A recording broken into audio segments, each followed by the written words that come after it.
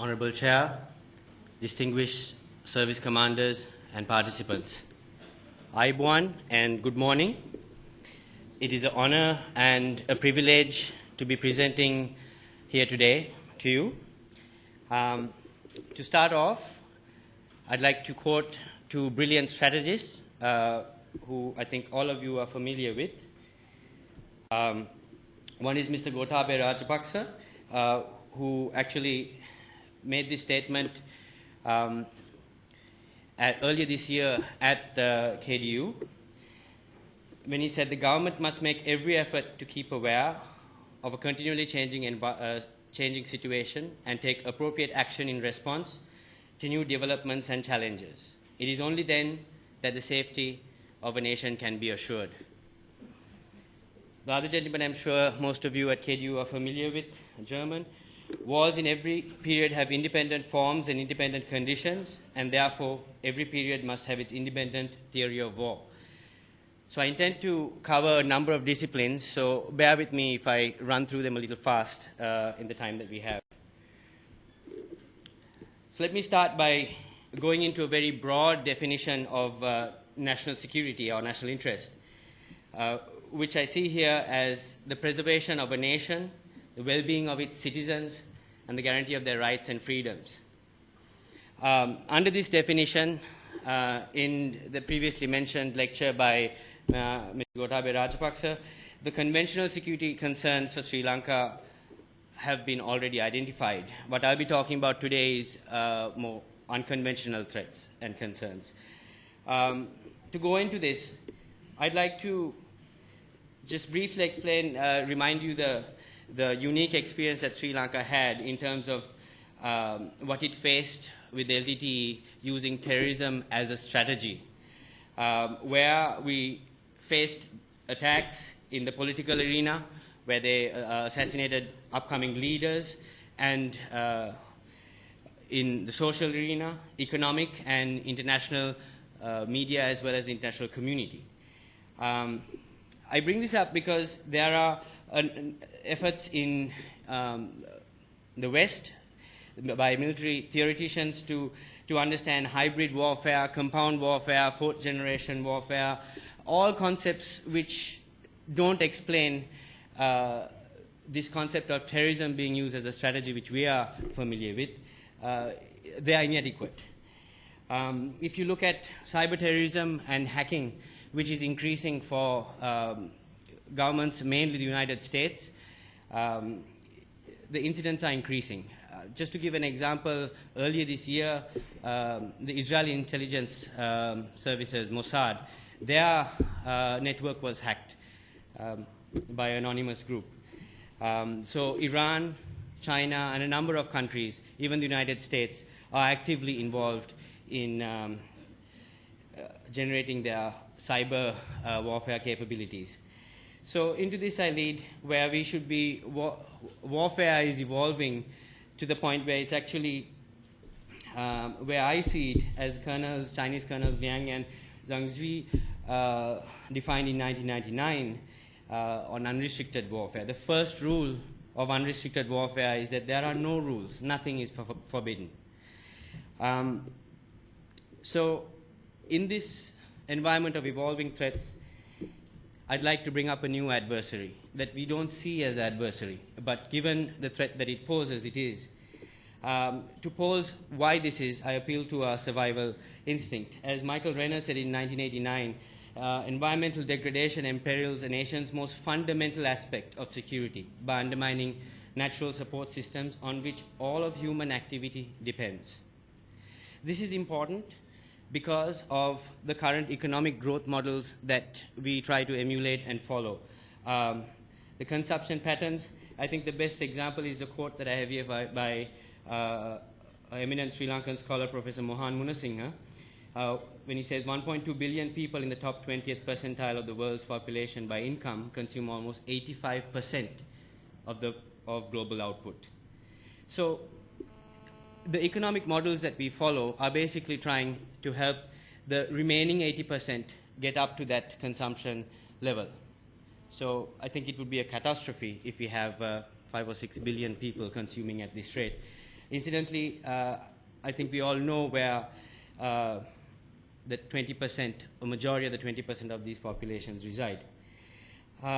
What is of concern here is if environment is a threat, population then is a threat multiplier.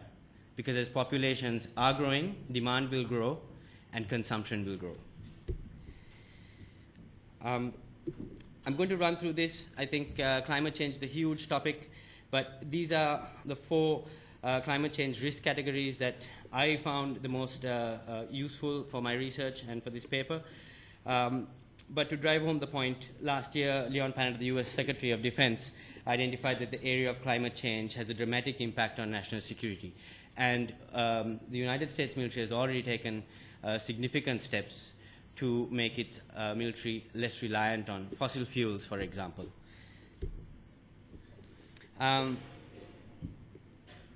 Water security and food security are perhaps the most pressing and threats of highest concern. Deforestation, pollution, over-extraction, loss of wetlands, and large-scale irrigation projects have led to water issues that has Lloyd's insurance company in London has identified Asia as a water conflict region. I think one of the speakers yesterday mentioned the concern that we have in the region as well.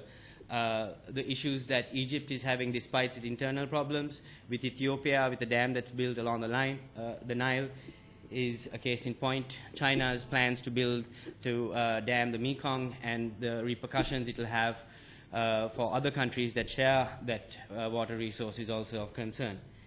In terms of food shortages, I think the best example is Indian fishermen coming into Sri Lankan waters. They've overfished their areas, and now they're looking at our resources.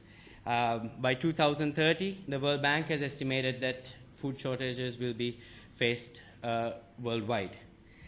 This has been increased by land degradation, and food insecurity will also increase through the increase in food prices. So 2008, there were riots right around the world due to increasing food prices.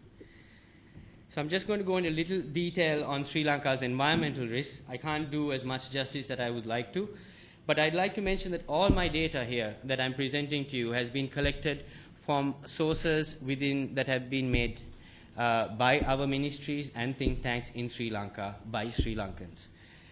This is all locally generated data. So number 1 threats from climate change are drought and coastal erosion. Coastal erosion mainly caused by sand mining. Drought I will talk about a little later. Water insecurity due to over-extraction, pollution, salinity intrusion, and contamination surface of groundwater and groundwater resources. So the North Central province as well as the Southern province farmers are already facing issues as a result of over-extraction and salinity intrusion and contamination. Food insecurity, changes in rainfall, heat stress, and reduction in yield are all going to affect food. Coconut, tea, and rubber, main commodity crops, are going to be first affected. So I'm running out of time, so I'm going to quickly go through these. Resource degradation.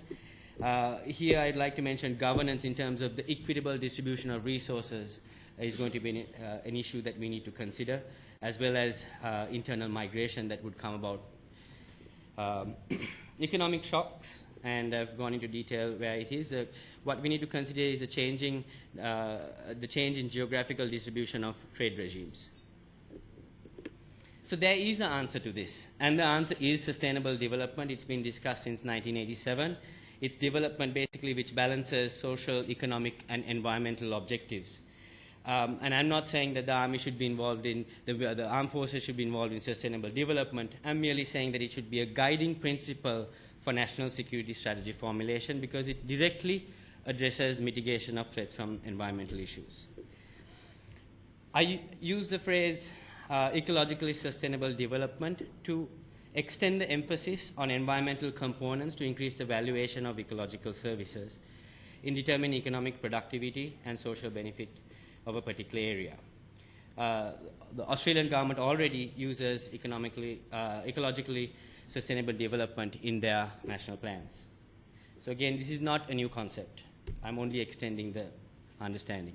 In my paper, I have gone into detail in identifying 4 areas that we should use to inform our national security strategy, and I'm just going to highlight one from each of these. One of these is conservation of wetlands and forests, and the other one is the renovation and maintenance of ancient irrigation systems. Agriculture and food security, the importance of traditional practices, indigenous crops and livestock have been identified. Lastly, national unity and social cohesion. We need our own model of development.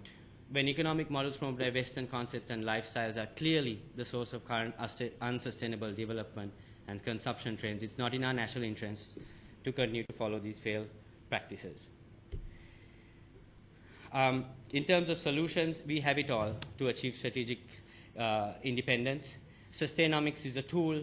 We have the vision and the plans in terms of the Mahinda Chintana, the Harita Lanka Action Program, the Integrated Strategic Environmental Assessment, and the National Climate Change Adaptation Strategy. This has all been made. The data is there. The plans are there. It's only implementation that is lacking. So lastly, I'd like to leave with you with a message. Be proud and protect. We are the only country to have physically defeated a terrorist group with facing such a wide variety of threats in types of warfare that still have yet to be defined. Sri Lanka hosts the highest species density for these areas in all of the Asian region. We have 6 Ramsar wetlands of international importance, 8 World Heritage Sites, and fisheries resources that the whole world is eyeing. And we are a low water risk country if we manage them properly. And lastly, we have over 2,000 years of agriculture and irrigation experience. We don't need to learn from anyone else. Thank you very much.